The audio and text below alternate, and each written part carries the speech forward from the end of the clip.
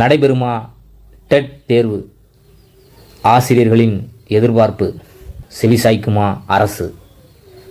கட்டாய கல்வி உரிமை சட்டத்தின் அடிப்படையில் டெட் தேர்வானது ஆண்டுக்கு 2 முறை நடைபெற வேண்டும் என்பது விதி. ஆனால் அவ்வாறு நடைபெறுகிறதா என்று பார்த்தோமேயானால் அது மிகப்பெரிய கேள்விக்குறியாகும். தற்பொழுது சில நாட்களுக்கு முன்பாக வெளியிடப்பட்டுள்ள ஆசிரியர் தேர்வு வாரியத்தின் உத்தேச ஆண்டு திட்டத்தில் கூட டெட் தேர்வு இடம்பெறவில்லை. அது டெட் தேர்வு எழுதும் தேர்வர்கள் மத்தியில் அதிருப்தியை ஏற்படுத்தியுள்ளது.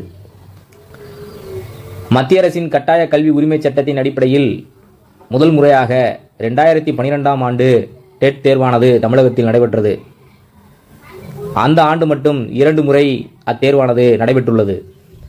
2013ஆம் ஆண்டு ஒரு முறையும் 2014ஆம் ஆண்டு ஒரு முறையும் அது முற்றிலும் மாற்றுத்திறனாளிகளுக்கு உரியதாக அந்த சிறப்பு டெட் தேர்வானது நடைபெற்றிருக்கிறது. 2017ஆம் ஆண்டு ஒரு முறையும் 2019ஆம் ஆண்டு ஒரு முறையும் 2022ஆம் ஆண்டு ஒரு முறையும் டெட் தேர்வானது நடைபெற்றிருக்கிறது. கிட்டத்தட்ட 6 தேர்வுகள் தான் இந்த 13 ஆண்டுகளில் நடைபெற்றுள்ளன. விதியின் அடிப்படையில் உற்று நோக்கினோமே ஆனால் 13 ஆண்டுகளில் ஒரு ஆண்டுக்கு 2 தேர்வுகள் என்று எடுத்துக்கொண்டால் 26 தேர்வுகள் நடந்து முடிந்திருக்க வேண்டும். ஆனால் அவ்வாறு நடைபெறவில்லை.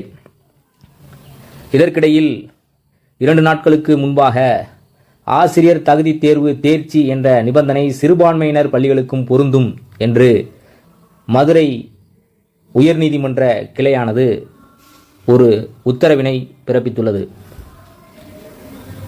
டெட் தேர்வு தொடர்ச்சியாக நடைபெற்றால்தான் இதற்கெல்லாம் ஒரு முற்றுப்புள்ளி வைக்க முடியும் என்று தேர்வர்கள் எதிர்பார்த்து காத்திருக்கின்றனர்.